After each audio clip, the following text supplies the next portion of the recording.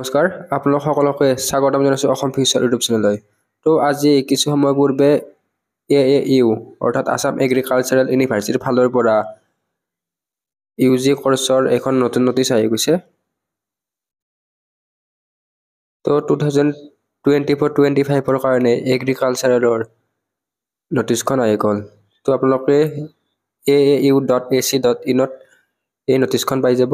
এই নটিচখন পাবৰ কাৰণে আপোনালোকে তলৰ ফালে স্ক্ৰল ডাউন কৰিব লাগিব। ইয়াতে লিখা আছে admission portal of academic session 2024 for various undergraduate course কোৰ্চ। ইয়াতে ক্লিক কৰিব লাগিব। তাৰপিছত ইয়াতে ইনফৰমেশ্যন বুলেটিনখন দিয়া আছে। আপোনালোকক ইয়াতে সকলোবিলাক ডিটেইলছ দিয়া আছে। ইয়াৰে ফিজ ষ্ট্ৰাকচাৰ, কিমান চিট কেপাচিটি আছে, সকলোবিলাক দিয়া আছে। আৰু এগ্ৰিকালচাৰৰ অনলাইন এপ্লাই ষ্টাৰ্ট হৈ গৈছে। আপোনালোক কেনেকৈ অনলাইন এপ্লাই কৰিব সেয়াও নেক্সট ভিডিঅ'ত বুজাই দিম। ইয়াৰে অনলাইন এপ্লাই লাষ্ট ডেট হৈছে মে'ৰ 31 তাৰিখ, 31 মে' তাৰিখে 4টা বজাত। তো ইয়াৰে লাষ্ট ডেটটো 31 মে' তাৰিখে। আপোনালোকে 31 মে'ৰ আগতে ইয়াৰে অনলাইন এপ্লাইটো কৰিব লাগিব। তো এগ্ৰিকালচাৰেলত থকা আণ্ডাৰ গ্ৰেজুৱেশ্যন কোৰ্চ কেইটা হ'ল ইয়াতে দিয়া আছে। টোটেল 18টা আণ্ডাৰ গ্ৰেজুৱেশ্যন কোৰ্চ আছে। ইয়াতে এগ্ৰিকালচাৰ বায়'টেকনলজি, তাৰপিছত agricultural economics and farm management, agricultural engineering, এনেকুৱা বহুতকেইটা কোৰ্চ আছে। আৰু ইয়াতে বায়'কেমিষ্ট্ৰি এণ্ড এগ্ৰিকালচাৰেল কেমেষ্ট্ৰিও আছে। তো আপোনালোকে এইখিনি চাই ল'ব পাৰে। এই PDF-টো আমাৰ হোৱাটছএপ গ্ৰুপত দি দিয়া হ'ব। আৰু আপোনালোকে ইয়াৰে অফিচিয়েল ৱেবছাইটৰ পৰাও ডাউনলোড কৰি ল'ব পাৰিব। তো ইয়াতে চিট কেপাচিটিবিলাকো দিয়া আছে। তো ইয়াতে প্ৰথমতে ফেকাল্টি অফ এগ্ৰিকালচাৰ যোৰহাটত থকা কলেজখনত চিট কেপাচিটি আছে 182। তো ইয়াৰে 142টা নৰ্মেল চিট আৰু ইয়াৰে 40টা চিট হৈছে হায়াৰ ফিজ কেটেগৰীৰ পৰা। তো 142টা নৰ্মেল আৰু অনলি 40 চিট হৈছে হায়াৰ ফিজ কেটেগৰীৰ পৰা। Next BN college of agriculture Biswanath চাৰিআলিত থকা কলেজখনত টোটেল চিট আছে 100টা। SCS ধুবুৰীত থকা কলেজখনত আছে 60টা চিট। টোটেল ফেকাল্টি অফ এগ্ৰিকালচাৰত আছে 340টা চিট। নেক্সট নলবাৰীত যিখন হৰ্টিকালচাৰ এণ্ড ফিচাৰিজ কলেজ আছে সেইখনত আছে 45টা চিট। আৰু তিতাবৰত থকা কলেজখনত 30টা চিট আছে চেৰিকালচাৰৰ। আৰু ইয়াতে এই কোৰ্চবিলাক কিমান বছৰীয়া হয় দিয়া আছে। এই কোৰ্চবিলাকত 8টা ছেমিষ্টাৰ থাকে। আৰু ইয়াতে 4 বছৰীয়া ডিগ্ৰী কোৰ্চ হয়। আৰু ইয়াতে ইলিজিবিলিটিও লিখা আছে। তোমালোকে ফিজিক্স, কেমেষ্ট্ৰি, বায়'লজি বা ফিজিক্স, কেমেষ্ট্ৰি, এগ্ৰিকালচাৰৰ পৰা 50% থাকিব লাগিব।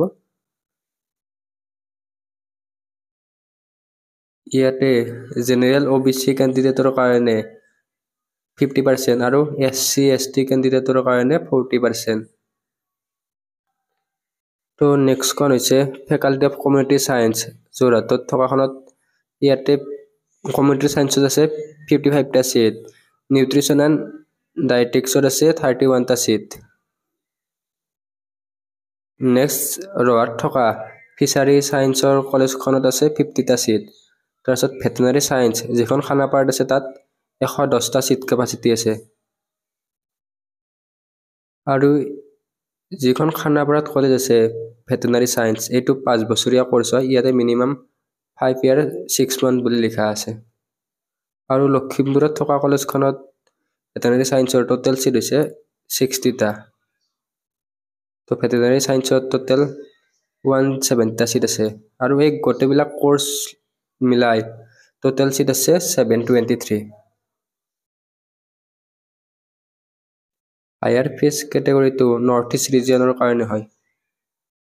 তো ইয়াৰে ইলিজিবিলিটি ফৰ এডমিশ্যন। তো আপোনালোকে ইয়াতে কি এণ্ট্ৰেঞ্চ দিব লাগিব। ইয়াৰ কাৰণে আপোনালোকে কমন এণ্ট্ৰেঞ্চ টেষ্ট দিব লাগিব। CUT UG AAU 2024 এণ্ট্ৰেঞ্চ এক্সামটো দিব লাগিব। আৰু ইয়াতে কিছুমান পইণ্ট দিয়া আছে বেটাৰমেণ্ট এক্সাম বা কম্পাৰ্টমেণ্টেল এক্সামত। তো আপোনালোকে যিটো কোৱালিফাইং এক্সাম আছে সেইটো এবাৰতে পাছ কৰিব লাগিব আৰু বেটাৰমেণ্ট এক্সামৰ ক্ষেত্ৰত মিনিমাম 4খন ছাবজেক্ট দিব লাগিব। তো আপোনালোকে এই পইণ্টটো ভালকৈ চাই ল'ব। আৰু ইয়াতে লিখা আছে যে candidate passing in supplementary or compartmental or improvement examination in a single subject are not eligible.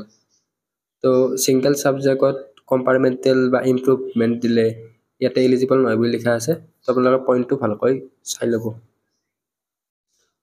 আৰু ইয়াতে এজটো দিয়া আছে এটলিষ্ট 16 বছৰ হ'ব লাগিব আৰু এইটো 1/9/2024 হিচাপত হ'ব লাগিব। তো ইয়াতে চাৰ্টিফিকেট এইখন মেনশ্যন কৰা আছে আপোনালোকৰ মেট্ৰিকৰ মাৰ্কশ্বিট পাছ চাৰ্টিফিকেট এডমিট লাগিব। তাৰপিছত আপোনালোকৰ হাই ছেকেণ্ডাৰীৰ মাৰ্কশ্বিট পাছ চাৰ্টিফিকেট লাগিব। তো যিহেতু এতিয়ালৈকে ৰিজাল্ট দিয়া নাই যিবিলাকে এইবাৰ দিব, তো এতিয়াও টাইম আছে। ৰিজাল্ট দিয়াৰ পিছত আপোনালোকে অনলাইন এপ্লাই কৰিব পাৰিব। তো যিহেতু ৰমেশ পেগুৱে কৈ থৈ দিছে যে 10 তাৰিখৰ ভিতৰত ৰিজাল্ট দিব, তো 2 এদিনতে ৰিজাল্ট দি দিব। তো আপোনালোকে ৰিজাল্ট দিয়াৰ পিছতে ইয়াৰ অনলাইন এপ্লাইটো কৰিব। নেক্সট আপোনালোকৰ বাৰ্থ চাৰ্টিফিকেটখন দিব। তাৰপিছত ৰিচিট ৰিজাৰ্ভেশ্যন আপোনালোকে কাষ্ট চাৰ্টিফিকেটখন দিব লাগিব। তাৰপিছত পাৰ্মানেণ্ট ৰেচিডেণ্ট চাৰ্টিফিকেট। ইয়াতে ফিজ ষ্ট্ৰাকচাৰবিলাক দিয়া আছে। আপোনালোকে ইয়াতে কিমান ফিজ দিব লাগে এই সকলোবিলাক ইয়াতে ডিটেইলছত দিয়া আছে। তো আপোনালোকে ৰেজিষ্ট্ৰেশ্যনৰ কাৰণে 1500 টকা, তাৰপিছত আইডেণ্টিটি কাৰ্ড এনেকৈ এইবিলাক দিয়া আছে। টোটেল অফ ফাৰ্ষ্ট ছেমিষ্টাৰ, তো ফাৰ্ষ্ট ইয়াৰৰ কাৰণে 23,650 টকা আৰু ফাৰ্ষ্ট ছেমিষ্টাৰত আপোনালোকে 12,450 টকা দিব লাগিব আৰু ছেকেণ্ড ছেমিষ্টাৰত 11,450 টকা। আৰু এইফালৰটো হৈছে হায়াৰ ফিজ কেটেগৰী। আৰু ইয়াতে এপ্লিকেশ্যন ফৰ্মত আপোনালোকে 1200 টকা দিব লাগিব। তো আপোনালোকৰ কিবা ভুল হ'লে ইয়াতে চেঞ্জ অফ চিয়ৰ নেম 500 টকা এনেকৈ এইবিলাক ডিটেইলছ দিয়া আছে।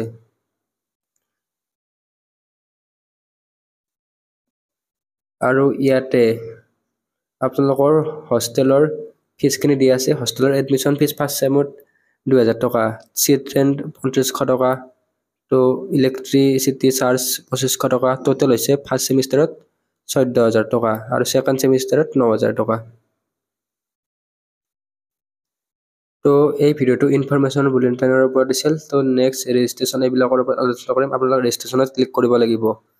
তো ইয়াতে ৰেজিষ্ট্ৰেশ্যনৰ আণ্ডাৰ গ্ৰেজুৱেশ্যন কৰ্চ, তাৰপিছত ইয়াতে আপোনালোকৰ ষ্টেট ছিলেক্ট কৰিব লাগিব। তাৰপিছত ইয়াতে আপোনালোকৰ এইবিলাক ডিটেইলছ দিব লাগিব। তো এইবিলাক ডিটেইলছৰ ওপৰত নেক্সট এটা ভিডিঅ'ত জনাই দিম। আজিলৈ এইখিনি আছিল। তো আপোনালোকৰ চেনেলটো ছাবস্ক্ৰাইব কৰি থকা বেল আইকনটো অন কৰি থৈ দিব আৰু আমাৰ হোৱাটছএপ গ্ৰুপত জইন হৈ ল'ব। ধন্যবাদ।